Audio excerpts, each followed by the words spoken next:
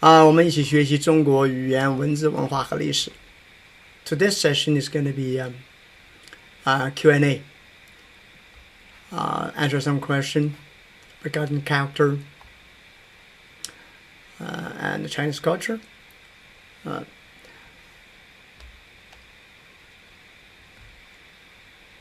One character some students raised to ask about the Da. Da, third tone, 三声 Da. It's a 形声字. Okay, now I spend maybe a couple of minutes to review 形声字 for you guys. Any character with left part, right part, or upper part, lower part, inside part, outside part, for example, this.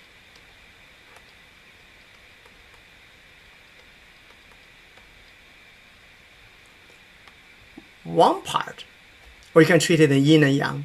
Left is yang, right is yin, upper is yang, lower is yin, inside is yin, outside is yang.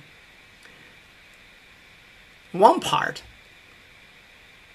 either yin or yang, depends case by case, right?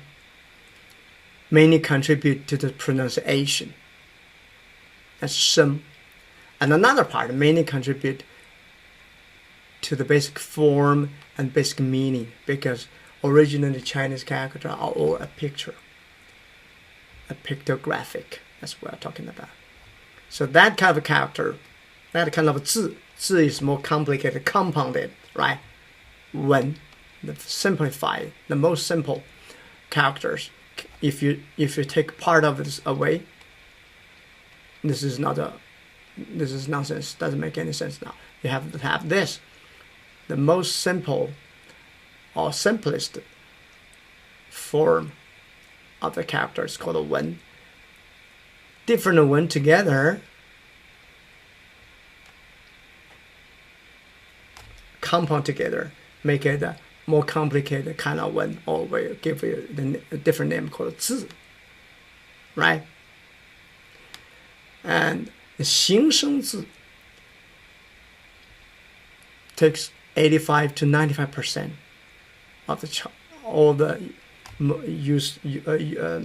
commonly used Chinese character we are using today, and not just all of them, but most commonly used, as we repeat it again and again, it's just 2,000 to 2,500.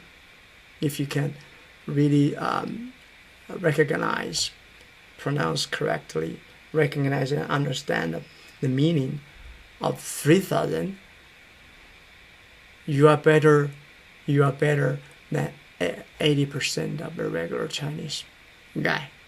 So all you only need is this characters, most commonly used character, and you can do it.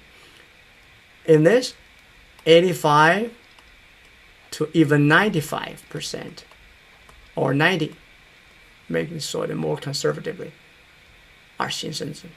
So you got to really nail down to the concept of 形声字. It's not that hard, because either 形 or 声, that part, has meaning. That meaning is based on whatever the principles we teach in this course.